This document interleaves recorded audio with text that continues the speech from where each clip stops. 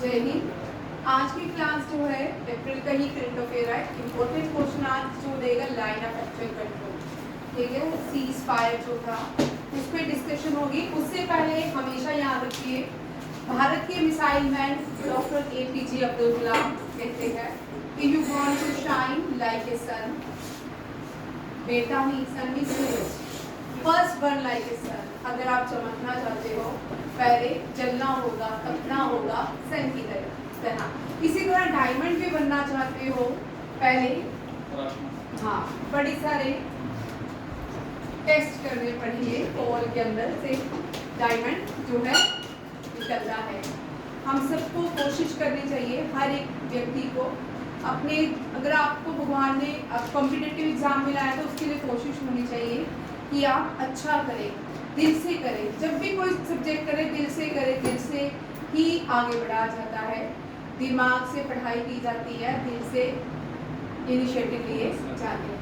चलिए first question बड़ा important है, तो मैंने ये इसलिए इम्पोर्टेंट है, रिसेंटली पाकिस्तान ने शिमला एग्रीमेंट को सस्पेंड कर लिया है, जिसे भारत ने 5 सस्पेंशन किए हैं। इसी तरह पाकिस्तान ने शिमला एग्रीमेंट को सस्पेंड किया है और देखने को भी मिला है Pakistan violated the cease fire. याद रखिएगा पाकिस्तान ने सीज फायर, आप बचपन से ही सुनते होंगे पाकिस्तान ने सीज फायर वायलेट की है। कभी ये नहीं सुना होगा कि पाकिस्तान ने इंटरनेशनल बॉर्डर पे फायर की है। याद रखिएगा Pakistan violated the cease fire along the actual line of control in the Kashmir में। ये डिफेंस ऑफिशियल ने स्टेटमेंट दी है, ठीक है। ये याद रखिए। इसमें क्वेश्चन क्या है, LOC क्या है, ठीक है, लाइन ऑफ कंट्रोल। LOC जो है ये भारत की LOC क्या है, ये इंटरनेशनल बॉर्डर नहीं है। याद रखिए इंटरनेशनल बॉर्डर नहीं है, ये वो LOC है, ये डी फैक्टो मिलिट्री बाउंड्रीज है। डी फैक्टो होता है टेम्परेरी, ठीक है, डी जूरिया होता है परमानेंट। अगर डी जूरिया वर्ड होता तब ये एक्चुअल लाइन ऑफ कंट्रोल जो होती permanent border between Pakistan and India के बीच रहता। ये जो है डी फैक्टो मिलिट्री बाउंड्रीज है between India and Pakistan in the region of Jammu and Kashmir. It is not an international boundary but a ceasefire line that was established in 1947 to 1948 between India and Pakistan, between over Kashmir, ठीक है, याद रखिएगा। Then called the ceasefire line, इसको हम ceasefire line फिर से redesign किया 1971, जो मैंने परसों क्लास में आपको बताया था कि ये ईस्टर्न जो पाकिस्तान अलग हुआ था, बांग्लादेश बना था 1971 में। फिर इस एक्चुअल लाइन ऑफ कंट्रोल को क्या किया गया, रीडिज़ाइन किया गया line of control following the एक एग्रीमेंट किया, जिस एग्रीमेंट को हम शिमला एग्रीमेंट के नाम से जानते हैं, which was signed on 3rd of July 1972 following the 1971 India Pakistan war. यहाँ पे 3 क्वेश्चन याद रखिएगा। Prime minister Indira Gandhi, army chief Sam Manik Shah, दोनों चीफ, ये दोनों ही याद रखेगा। ये जो एग्ज़ाम होते हैं सबसे छोटा पहला जो एग्ज़ाम होता है, जैसे सैनिक स्कूल हो गया, वहाँ पे क्वेश्चन आया था, बच्चों ने नहीं, बच्चों को तो सैम मानिक शाह ही पता था, फर्स्ट फील्ड मार्शल है भारत के, बट ये नहीं पता था कि 1971 जो पाकिस्तान और इंडिया के बीच वॉर हुई थी ईस्टर्न पाकिस्तान को लेके, वो उसके चीफ कौन थे, सैम मानिक शाह। बट जो बच्चे क्वेश्चन कर सकते हैं उनको आंसर आते थे, ठीक है, जो थोड़ा रीजनिंग कम लगाते हैं वो ये आंसर नहीं कर पाते, ठीक है। अब ये जो भारत का स्ट्रेच है 740 किलोमीटर तक है, और रीजन जो आता है, ये जो region Ladakh in the north, from the region of Ladakh in the north down to the Poonch district in the south. Poonch district south में है, लद्दाख नॉर्थ में है, ठीक है। लद्दाख जो है दुनिया की या भारत की सबसे बड़ी यूनियन टेरिटरी है। Ladakh 2019 recognisation act, UT recognisation act में ये JNK से सेपरेट हो गया, इसकी अपनी यूनियन टेरिटरी बनाई थी। पहले हम होते कश्मीर से कन्याकुमारी, क्योंकि लद्दाख जो है सबसे ऊपर आता है, आप हम बोलते हैं करगिल से कन्याकुमारी। अभी वर्ड भी बोले जा सकते हैं। क्योंकि भारत जो है कश्मीर से या करगिल से लद्दाख से कन्याकुमारी तक है। ये जो स्ट्रेच है याद रखिएगा 740 किलोमीटर है। इसके on the Indian side of LOC जो पार्ट आते हैं Jammu and Kashmir and Ladakh. Pakistan side जो आते हैं, जो महाराजा हरी सिंह ने लीज पे दिए थे 100 साल के लिए ब्रिटिशर्स को। जब JNK जो था महाराजा ने, JNK के महाराजा ने गुलाब सिंह ने खरीदा था, गुलाब सिंह ने ब्रिटिशर से खरीदा था, ठीक है, याद रखिएगा 75,000 रुपीज में। और गिलगिट और बल्तिस्तान जो है ये दे दिया था किसको, लीज पे दिया था ब्रिटिशर्स को 100 ईयर के लिए। ये भी भारत का ही पार्ट है, ठीक है, याद रखिएगा। और जो पाकिस्तान साइड LOC आती है उसमें जो पार्ट आते हैं जिसको पाकिस्तान ऑक्युपाइड कश्मीर कहते हैं, गिलगिट बल्तिस्तान। ये गिलगिट और बल्तिस्तान जो इंडस रिवर है, इंडस वाटर ट्रीटी जो है, इंडस जो है ओरिजिनेट होती है मानसरोवर से और फिर लेह में एंटर करती है। लेह में एंटर करने के बाद ये पीछे की तरफ ट्रांस हिमालय रिवर है, इंडस वाटर, ठीक है। और ये जो इंडस, हम इंडस ही बोलते, हम मॉडर्न नाम बोलते हैं इंडस। पाकिस्तान में आज भी एंशियंट नाम जो इंडस का है सिंध के नाम से जाना जाता है। सिंध जो है भारत की ओल्डेस्ट सभ्यता है। सिंध आपने महाभारत के टाइम में भी सुना होगा, सिंधु नरेश। जब महाभारत की वॉर हुई, जो कौरवों की बहन थी दुशाला, उसके जो हस्बैंड थे उनका नाम था जयद्रथ, और वो जो जयद्रथ थे वो सिंधु नरेश थे। सिंधु जो कैपिटल थी उस टाइम, ये जयद्रथ के कंट्रोल में थी। और जो कौरवों की बहन थी दुशाला, उसकी शादी क्या सिंधु किंगडम में हुई थी। ये भी क्वेश्चन आपको कभी ना कभी कहीं ना कहीं एग्जाम में आ सकता है एंशिएंट भारत से। और तब भी भारत में महाभारत की वॉर में सिंध ने क्या किया था, पार्टिसिपेट किया। सिंध वो जगह कहलाती है जहाँ पे सिंधु बहती है। क्या बहती है? सिंधु। जब अलेक्जेंडर भारत में आया, ग्रीक लोग भारत में आए, उनसे हिंदू सिंधु स उनके वॉवल्स में एस नहीं है, तो वो जब भी प्रोनाउंसिएशन करते थे वो एस की साउंड नहीं निकालते थे, वो हिंदू बोलते थे, सिंधु को हिंदू बोलते थे। इस तरह भारत में हिंदू एक धर्म बना। हिंदू कोई धर्म नहीं है। भारत में रहने वाले हिंदू जो है वो सिंधु से बिलोंग करते थे, उनको सिंधु कहा जाता, उन लोगों को सिंधु कहा जाता है। सुप्रीम कोर्ट ने भी क्लियर किया है भारत में भी कोई भी हिंदू नहीं है, हिंदू कोई रिलीजन या भारत में जो रहते थे सिंधु घाटी की सभ्यता के लोग सनातनी रहते थे और वो वैदिक पीरियड से बिलोंग भी करते थे। ये भी याद रखिएगा, ये वो एरिया है। लद्दाख में भी जो है सिंधु बहती है, इंडस बहती है। सिंधु इंडस का ओल्डेस्ट नेम क्या है? सिंधु। और ग्रीक जो लोग थे, याद रखिए, ग्रीक लोग इस सिंधु को हिंदू बुलाते थे और इस तरह आप क्या बन गए? हिंदू। ठीक है। सिंधु घाटी की सभ्यता में जो सिंधु घाटी के बैंक में लोग रहते थे उनका नाम क्या बढ़ गया? हिंदू। ग्रीक्स ने ये वर्ड दिया क्योंकि उनकी जो वॉवल्स हैं वहाँ पे पूरे वर्ड्स नहीं होते। LOC जो है different from the international border which is the official recognised between border between India and Pakistan. ये बड़ा इंपॉर्टेंट क्वेश्चन था। जो LOC है इसको हमने शिमला एग्रीमेंट में डिजाइन किया आफ्टर 1971 वॉर इन 1972। ये इम्पोर्टेंट क्वेश्चन था क्योंकि शिमला एग्रीमेंट रिसेंटली बहुत चर्चा में है और हर कोई डिस्कस कर रहा है। पाकिस्तान ने शिमला एग्रीमेंट जो है वाइंड अप किया, सस्पेंड किया। पाकिस्तान जो है नाम बहुत सुंदर है, पाक मींस साफ। पाक का मतलब होता है साफ, क्लीन, ठीक है। और ये दो देश जो बने 1947 में, भारत के जो दोनों देश बने ये धर्म के आधार पे बने थे। एक धर्म के आधार पे पार्टीशन हुई थी, एक पाकिस्तान बना था, एक हिंदुस्तान बना था। और गिलगिट बल्तिस्तान से सिंधु ले से ट्रांस हिमालय रिवर है, याद रखिएगा। गिलगिट बल्तिस्तान से पाकिस्तान में एंटर करती। नेक्स्ट क्वेश्चन भी बड़ा इंपॉर्टेंट है। नेक्स्ट क्वेश्चन है United Nation high seas treaty. ये अब स्कोप कॉन्फ्रेंस ऑफ पार्टी को हम शिमला एग्रीमेंट भी कहते हैं। इसमें हमने कॉन्फ्रेंस ऑफ पार्टी में सस्टेनेबल डेवलपमेंट्स को अडॉप्ट किया। 17 सस्टेनेबल डेवलपमेंट है, इनको हम एजेंडा 21 भी कहते हैं, और इनकी डेडलाइन जो है वो क्या है 2030, ठीक है। और अब रिसेंटली यूनाइटेड नेशन ने एक और एग्रीमेंट बना लिया है, ये मैरीन लाइफ को सपोर्ट करने, प्रोटेक्ट करने के लिए एक और एग्रीमेंट बन गया, United Nation high seas treaty. क्या है? United Nation high seas treaty. ये 2 साल तक 2 साल हो गए इसको अडॉप्ट किए हुए, और इसमें फर्स्ट क्या है मीटिंग, फर्स्ट कॉन्फ्रेंस जो है न्यूयॉर्क में हो रही है, और इसमें जितने भी 12 कंट्रीज हैं, इसमें जितने भी रूल्स नॉर्म्स बने हैं उनको क्या किया जाएगा, इम्प्लीमेंट किया जाएगा, उन एग्रीमेंट के ऊपर स्टेप बाय स्टेप काम किया जाएगा। और इस एग्रीमेंट को हम कॉन्फ्रेंस ऑफ पार्टी 1 कहा गया।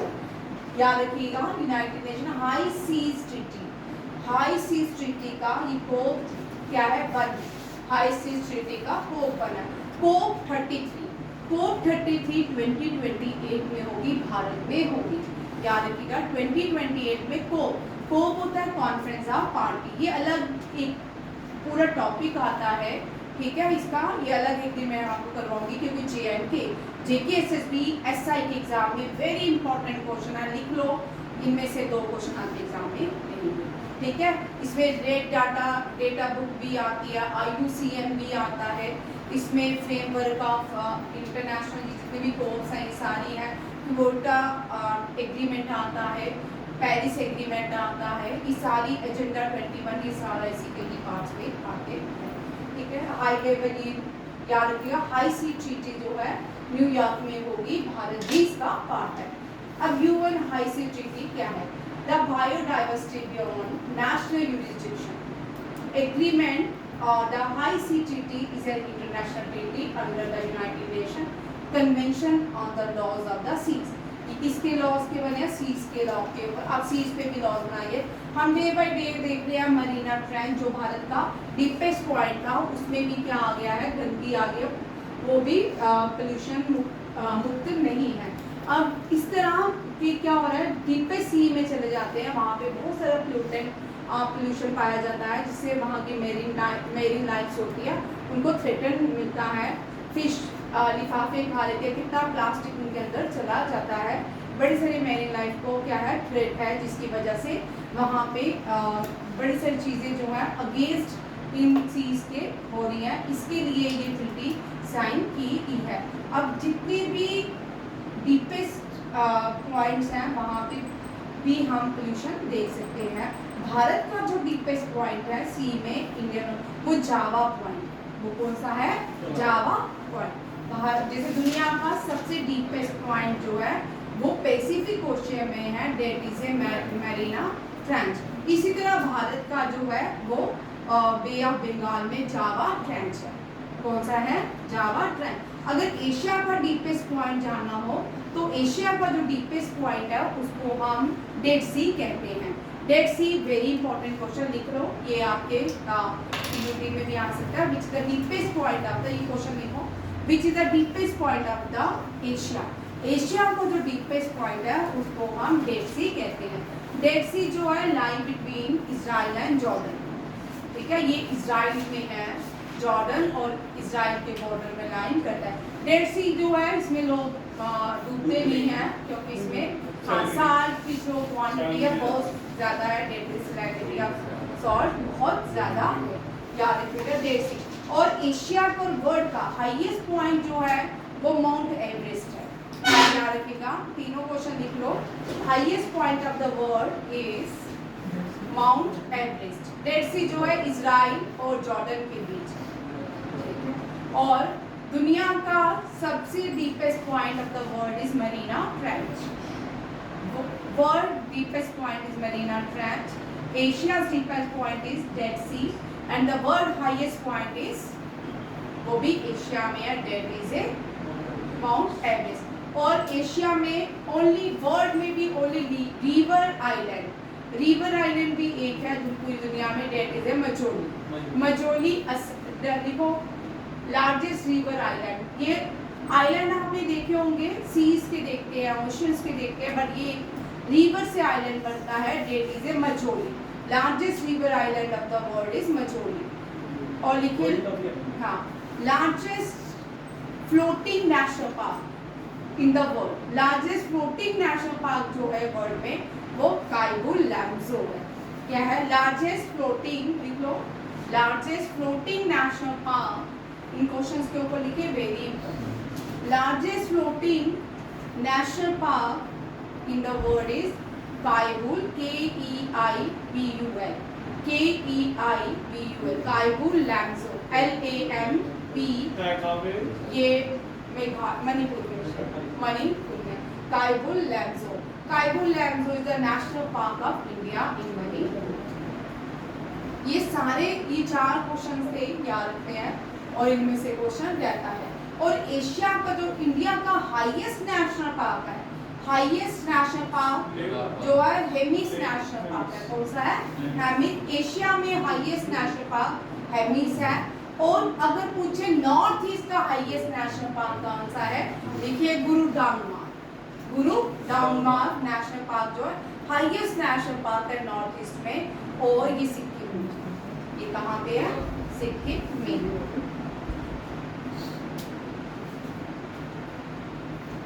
नेक्स्ट देखिए, इसी क्वेश्चन को आगे कंटिन्यू करें। इसको Paris agreement for the ocean नाम दिया गया है। ये हर एक कंट्री के लिए लीगल बाइंडिंग है कि वो मैरीन लाइफ को क्या करे? प्रोटेक्ट करे। नेक्स्ट है, ये किसके अंदर आते हैं? SDGs, sustainable development goal. जिन लोगों को नहीं पता सस्टेनेबल डेवलपमेंट गोल्स कितने 17 है, ठीक है। इनको डेडलाइन जो है 2030 है कंप्लीट करनी है।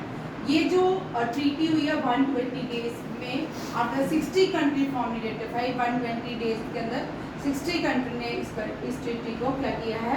रेटिफाई किया है। 30% of the sea into protected area by 2030। जितनी भी कंट्रीज के 30% सीज उनके प्रोटेक्टेड एरिया में आते हैं, उसको क्या करना है? उसको प्रोटेक्शन देनी है, उसको प्रोटेक्ट करना है। Pledge made by the country at the UN biodiversity conference in 2022। It is India is a signatory to the United Nations High Sea Treaty. It is a landmark international agreement aimed at protecting marine life in the high sea. UN High Sea Treaty is a legally binding treaty. ये legally binding treaty है। हर एक देश को इसको क्या करना है? Protect करना है। नेक्स्ट है, इंडियन स्पेस रिसर्च ऑर्गेनाइजेशन ने सक्सेसफुली टेस्ट किया है short duration hot test of semi cryogenic engine. ठीक है, ये सेमी क्रायोजेनिक इंजन जो है ये 1992 में जो है भारत में बहुत हो जाना था। तो हमारे एक साइंटिस्ट थे भारत के, कोई मुझे उनका नाम बताएगा? मुझे भी भूल गया है। विक्रांत शर्मा जी है। इनके ऊपर इसका नाम है नारायण मूर्ति जी है। अभी मुझे याद था, चलो अभी मुझे याद आएगा। बहुत तेज चला था उस टाइम। 1992 में ही भारत ने क्या करना था? 104 सैटेलाइट एक साथ, जो 2016 में कदम्बी नारायण, इनका नाम है कदम्बी नारायण। कदम्बी नारायण ने ये जो इंट्रोड्यूस की थी भारत को टेस्टिंग, तो उसके बाद उनके ऊपर बड़े सारे देश एंटी इंडियंस के आरोप लगे, बड़े सारा कुछ हुआ। उनके बाद केसेस हुआ उनके ऊपर। कदम्बी नारायण मूवी भी पे बनी, आप देख सकते हो। आर माधवन की है, बहुत अच्छी मूवी।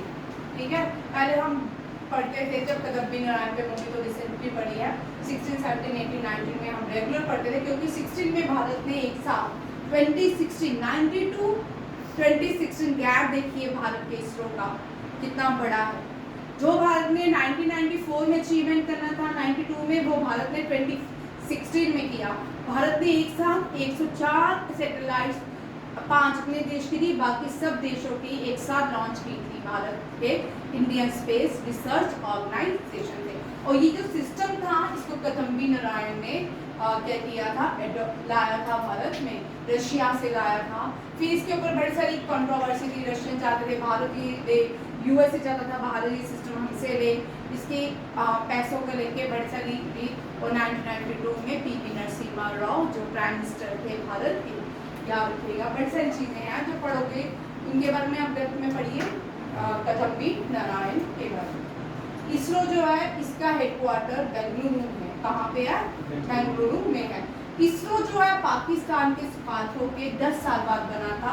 इसरो 1969 में एस्टैब्लिश हुआ था, जबकि पाकिस्तान का स्पेस जो है स्पार्को वो 1959 में बन चुका था। और पाकिस्तान के पास भी न्यूक्लियर बम है और भारत के पास तो बाद में आए। ठीक है, भारत के पास 2 ही न्यूक्लियर पावर्स हैं, एक जो है ऑपरेशन शक्ति लॉन्च की गई थी, एक ऑपरेशन स्माइलिंग बुद्धा। जब ऑपरेशन शक्ति लॉन्च हुआ तब प्राइम मिनिस्टर अटल बिहारी वाजपेयी थे, और जब ऑपरेशन स्माइलिंग बुद्धा लॉन्च किया गया प्राइम मिनिस्टर इंदिरा गांधी। इंदिरा गांधी को आयरन लेडी ऑफ इंडिया कहा जाता है। फर्स्ट अभी तक तो first female prime minister of India है। इंदिरा गांधी की समाधि भी लिख लो, इंदिरा गांधी की समाधि को शक्ति स्थल कहा जाता है। ये भी क्वेश्चन आपके पेपर में आते हैं।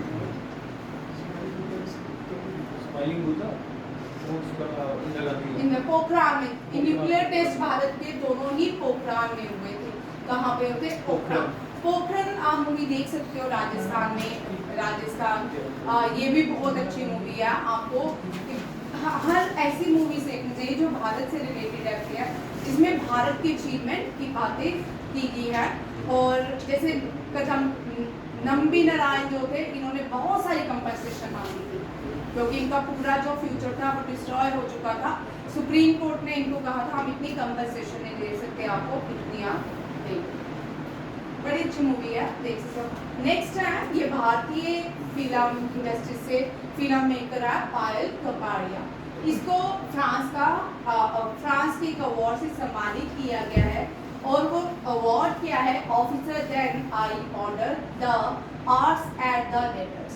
ये जो है ये फ्रांस का अवार्ड है, जिसका अवार्ड्स को pronunciation officer then I order the arts at the letter. याद रखिएगा, ये फ्रेंच अवार्ड है और इसको मुंबई में ही दिया गया, और फ्रांस की एम्बेसी में ही ये प्रोग्राम ऑर्गेनाइज किया गया था। पायल कपाड़िया को इस अवार्ड से सम्मानित किया गया है।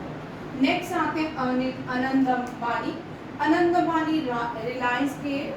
रिलायंस से संपर्क रखते हैं। अनंत अंबानी को अपॉइंटेड किया गया executive director of the Reliance Industry Limited. Anant Ambani को रिसेंटली वाइल्ड एनवायरनमेंट ने सम्मानित भी किया है। अनंत अंबानी का जो एनिमल इनिशिएटिव है उसका नाम मुझे बताएगा? चलो 20 से नाम है बनतारा। बनतारा जो है ये अनंत अंबानी का इनिशिएटिव है बनतारा। Hubli is important. आप देखो Hubli airport, Hubli railway junction, ये दोनों ही इम्पोर्टेंट है। ठीक है, लिख लो largest railway junction in India. हमने लिखा है largest railway junction in India, that is a Hubli.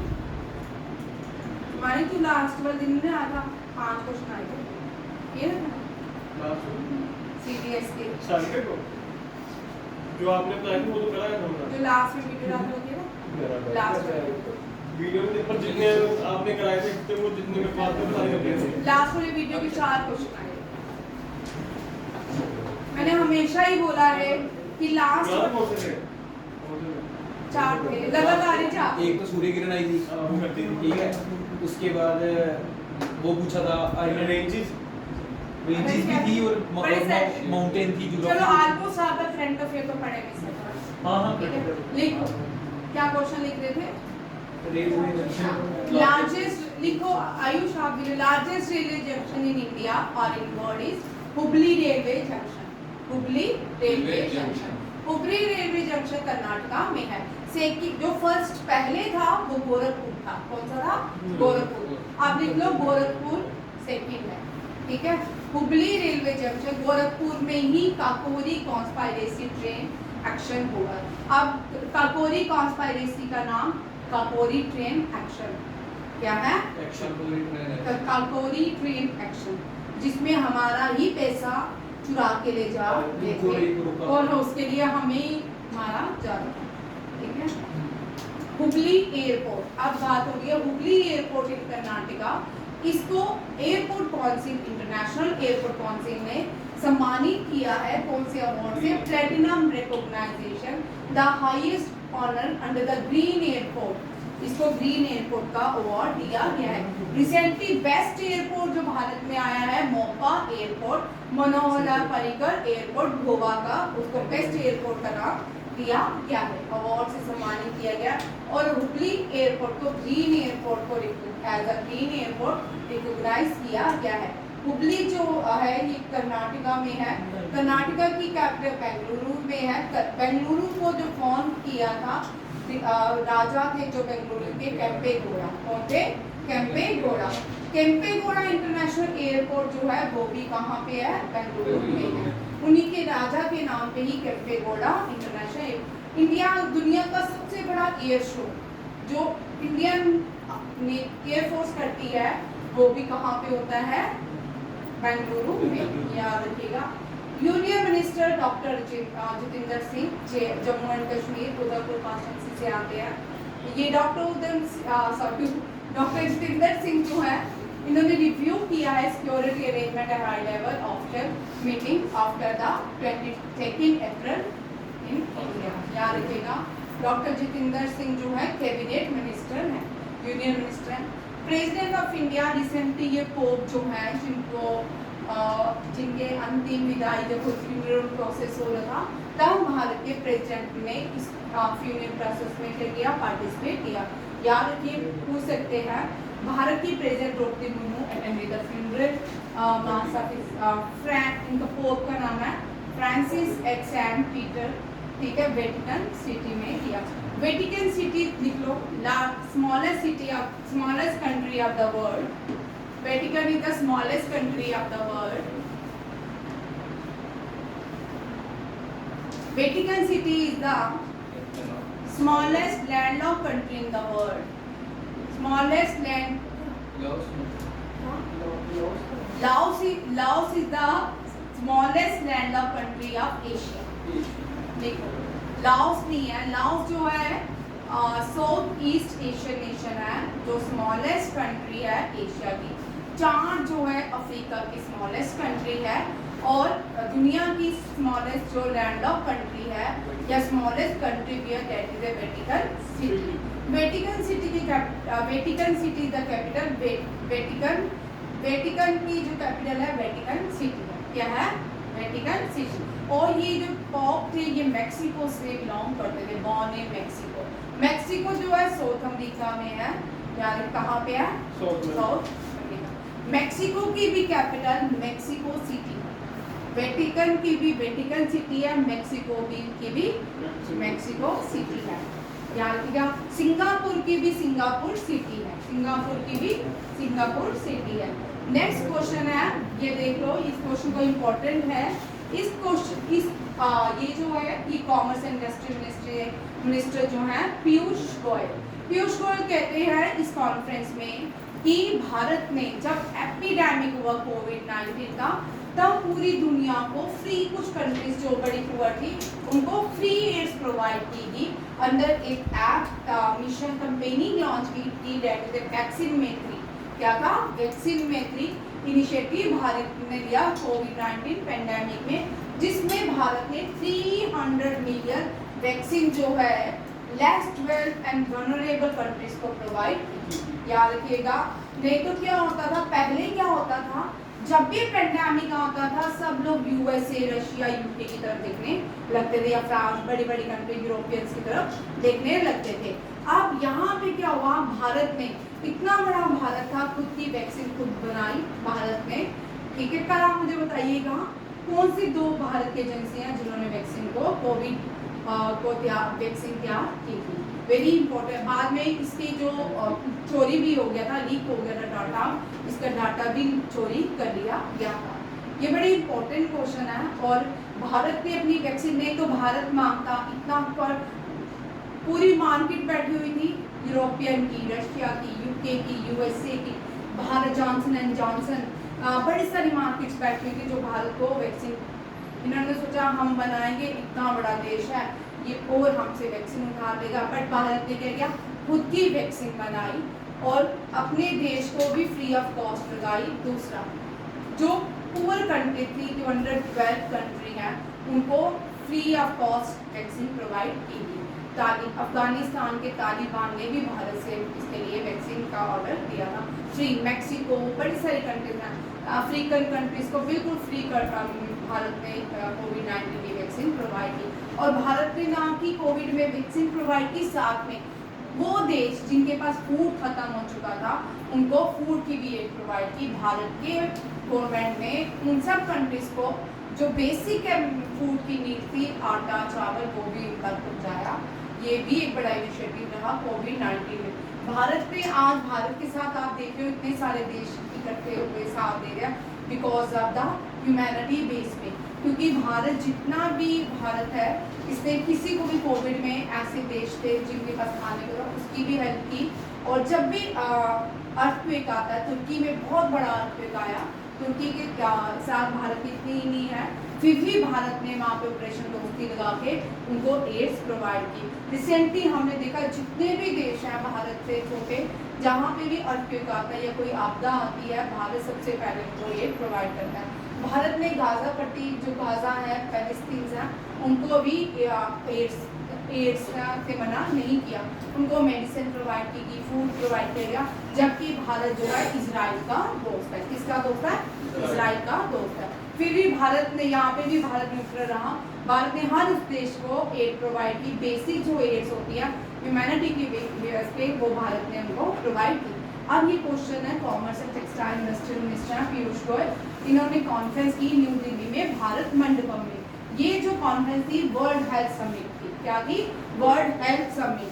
कहाँ पे हुई? न्यू दिल्ली में। World health summit organised at New Delhi. और इसमें कहा गया भारत ने इतनी एड्स प्रोवाइड की, ये उन्होंने करी। भारत मंडपम जो है ये बनाया गया था क्लोजिंग सेरेमनी G20 की 2023 में। और यहाँ पे लॉर्ड नटराज की सबसे बड़ी प्रतिमा को लगाया गया है। नेक्स्ट क्वेश्चन है नहीं, ये भी वन लाइनर नहीं है, वेरी इंपॉर्टेंट है। ये जो स्मार्ट सिटीज भारत बनाता है, स्मार्ट सिटीज बनाने के लिए भारत एक इनिशिएटिव है। स्मार्ट सिटी को प्राइम मिनिस्टर गति शक्ति के अंदर आती है। ये स्मार्ट सिटीज यहाँ मैंने लिखी नहीं है, आप लिख लो। स्मार्ट सिटी का जो इनिशिएटिव है प्राइम मिनिस्टर गति शक्ति के अंदर आता है। National industrial corridor development programme, ये जो national industrial corridor development programme हुआ, ये केरला में किया गया। इसमें सम्मानित किया गया उद्योग विकास अवार्ड ऑर्गेनाइज्ड बाय जन्मभूमि दिल्ली इन केरला। और national industrial corridor development corporation को सम्मानित किया गया किस अवार्ड सा? उद्योग विकास अवार्ड। इस उद्योग विकास अवार्ड को ऑर्गेनाइज किसने किया? जन्मभूमि दिल्ली इन केरला। केरला हम सबको पता है साउथ इंडिया स्टेट्स है। साउथ इंडियन स्टेट नीचे से स्टार्ट, केरला बेंगलुरु से स्टार्ट होती है। महाराष्ट्र उसके ऊपर आता है, but Maharashtra is not included in the south India as a state. हाँ, ये वेस्ट में आता है। और महाराष्ट्र, गोवा, गुजरात जो है ये वेस्ट इंडिया में लाई करते हैं। और नीचे जो है कर्नाटका, फिर केरला, फिर तमिलनाडु, आंध्र प्रदेश, उड़ीसा, ये सारी कंट्री क्या है? ये सारी कंट्री क्या है? साउथ इंडियन स्टेट्स कहलाती है। और ये जो केरला में, ये भी साउथ इंडियन स्टेट कहलाती है। इसमें जो स्मार्ट सिटी की बात की, वहाँ पे Palakkad industrial smart city to reshape Kerala industrial landscape. NICDP means National Industrial Corridor Development Program। Most ambitious infrastructure है भारत की गवर्नमेंट का। ये स्मार्ट सिटीज के ऊपर काम किया करते हैं। और ये जो रिसेंटली अभी तक कितनी सेक्शन हो चुकी है, हम पिछले साल से ही पढ़ते हैं इस क्वेश्चन को, 2-3 साल से।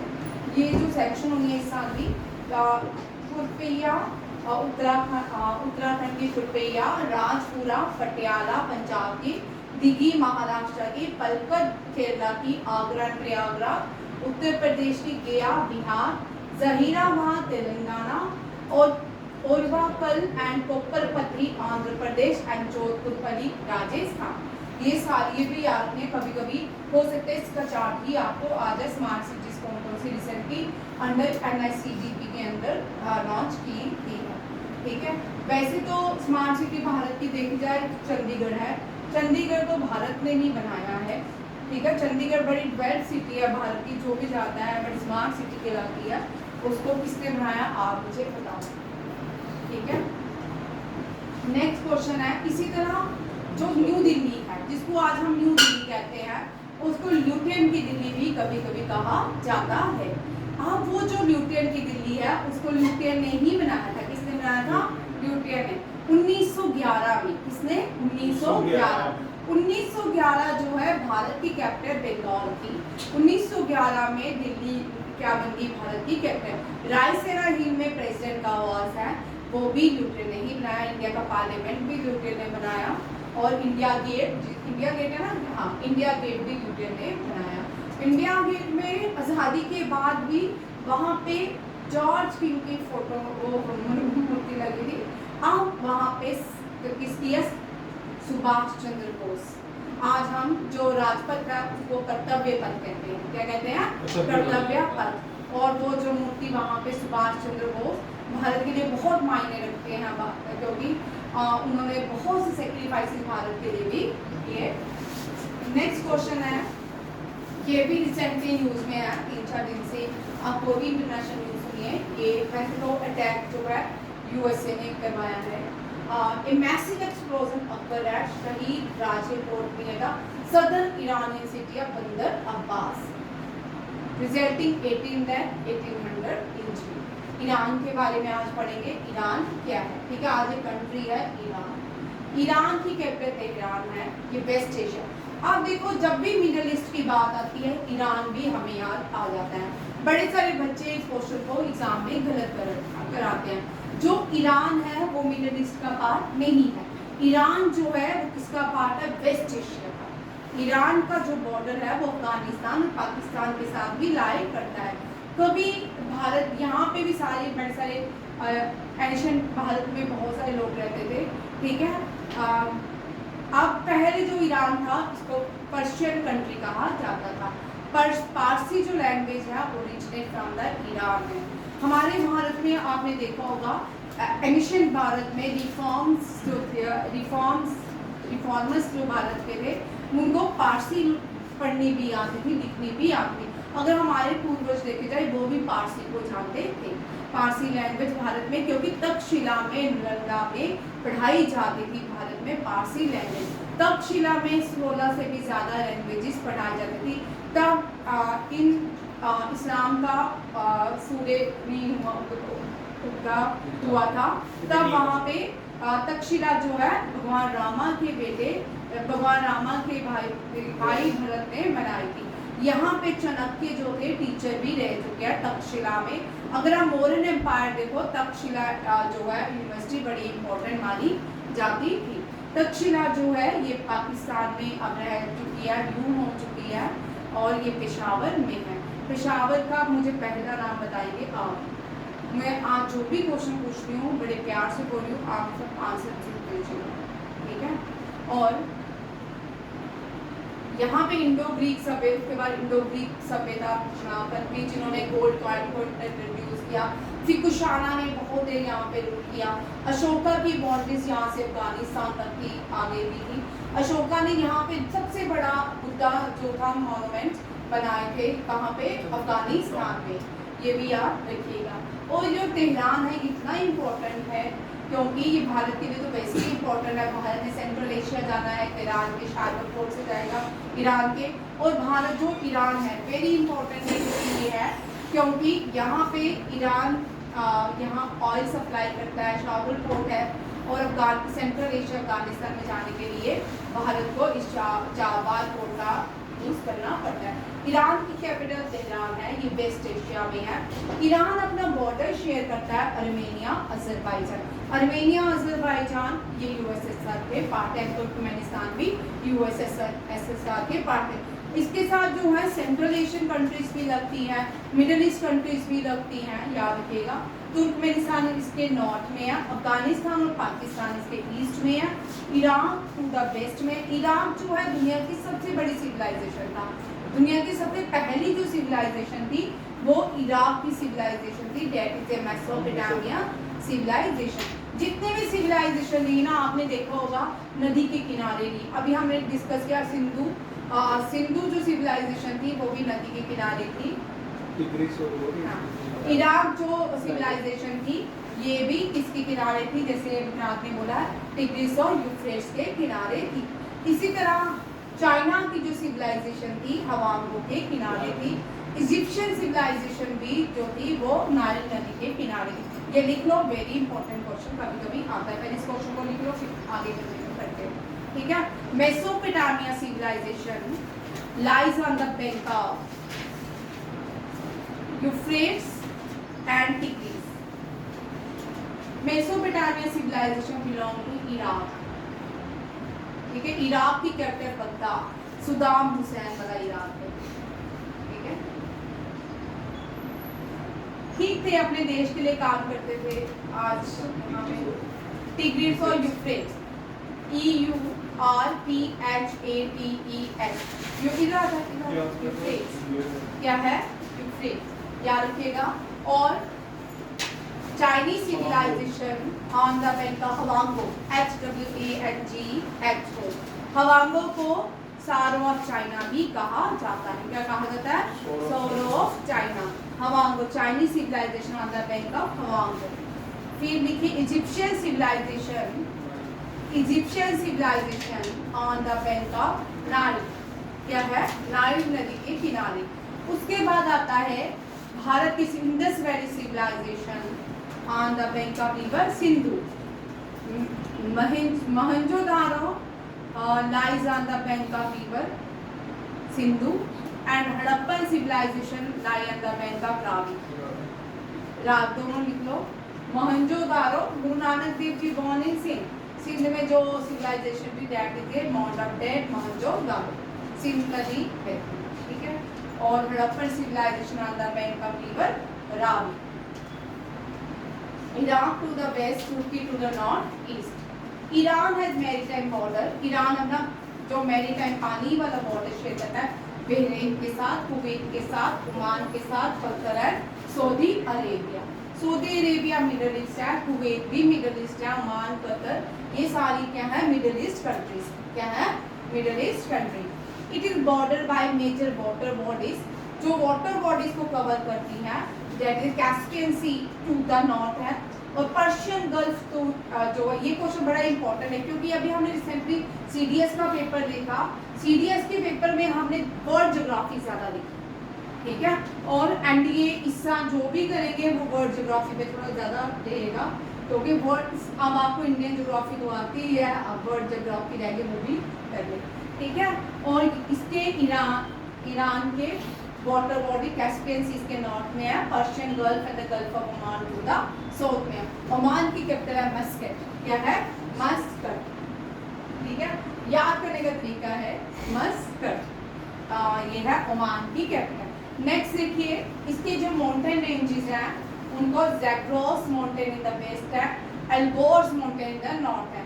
पहले हम 2016, 17, 18, 19, 20 में ईरान से कोई ना कोई क्वेश्चन देख लेते थे, तो इसका एनडीए सीडीएस के लिए इम्पोर्टेंट है। आपको जो आएगा क्वेश्चन उसकी कैपिटल आ सकती है तेहरान, और ये पूछकर name the port build by India in Iran, that is Java port. और वेस्ट एशिया, ये पूछ सकते हैं ईरान कहाँ लाई करता है, वेस्ट एशिया। और ये डेजर्ट भी पूछ सकते हैं, डेजर्ट वेरी इंपॉर्टेंट है। और डेजर्ट जो है दस्ते काबीर एंड दस्ते लत जो है डेजर्ट क्या है वो लाई करते हैं कहाँ पे, ईरान में। अफगानिस्तान में जो डेजर्ट है उसका नाम है रेगिस्तान। अफगानिस्तान का सबसे बड़ा डेजर्ट जो है उसको रेगिस्तान कहते हैं। मंगोलिया का, एशिया का जो सबसे बड़ा डेजर्ट है वो मंगोलिया का गोबी डेजर्ट है। भारत के डेजर्ट को थार डेजर्ट कहते हैं, ग्रेट इंडियन डेजर्ट। ये ग्रेट इंडियन डेजर्ट जो है इंडिया और पाकिस्तान दोनों कंट्रीज में लाई करता है, ठीक है। मेजर जो रिवर बहती है, नून, दैस, कल्की, दियाला रिवर, ये सारी कौन सी है, ये रिवर्स हैं। ये तीनों question very important for NDA, ठीक है, and CDS and SSC exam भी है, बट एनडीए सीडीएस में मोस्टली पूछ जाते हैं। जैग्रोस माउंटेन इसके वेस्ट में है, एल्बोर्स माउंटेन इसके नॉर्थ में है, दस्ते लत, दस्ते काबी जो है ये माउंटेन है। ये बड़ी बार क्वेश्चन आ चुका है एनडीए में। ईरान जो है इसके पास बहुत सारी नेचुरल गैसेस मिलती हैं, उसके अलावा और नेचुरल गैसेस के अलावा इसके पास कोल, क्रोमियम, कॉपर, आयरन और lead, manganese, zinc and sulphur भी मिलता है। Very important question. अब नेक्स्ट देखिए भारत और ईरान के थोड़ा सा रिलेशन। ईरान जो है भारत के लिए बहुत क्रूशियल है, इसकी कनेक्टिविटी चाबर पोर्ट से है, जो ये gateway to the central Asia माना जाता है। चाबर पोर्ट ये पूछ सकते हैं, gateway to the central Asia कौन सा पोर्ट है, डेट इज चाबर पोर्ट, ठीक है, under the international north south transport corridor में है। द चाबर पोर्ट जो है in Iran well with Indian assistance provide India direct access to Afghanistan, Central Asia by Pakistan। ये बड़ा important question है। Next question देखिए, ये last questions हैं, ठीक है, 5-4 रुपया में, ठीक है, MCQs। इसका बोर्ड काम देखो, the governor of this state recently presented the Yashraj Bharti सम्मान अवार्ड। यशराज भारती सम्मान अवार्ड जो है महाराष्ट्र ने इंट्रोड्यूस किए, महाराष्ट्र को दिया गया है। Who recently won the Saudi Arabia Grand Prix Oscar pastry. Very important. Saudi ये जो है ये फार्मूला 1 से रिलेटेड है। फार्मूला 1 इस बार करेंगे, बड़ी देर से 19 के बाद हमने फार्मूला 1 कम किए हैं, अब इस साल करेंगे, ठीक है। Who recently set the record for the most half century in IPL? आप सबको पता है, ये तो आप सबको आता है, Virat Kohli. Word book and copyright day observe every year 23 अप्रैल। ये सारे क्वेश्चन हमने कर लिए थे, फिर से रिपीट हो गया, ठीक है। आज का करंट अफेयर में सबसे इम्पोर्टेंट था LOC, ठीक है।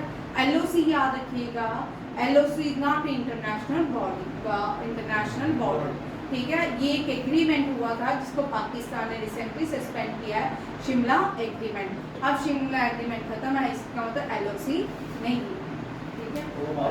और आज हम इसी के साथ करंट अफेयर खत्म करते हैं। थैंक यू, जय हिंद, जय भारत।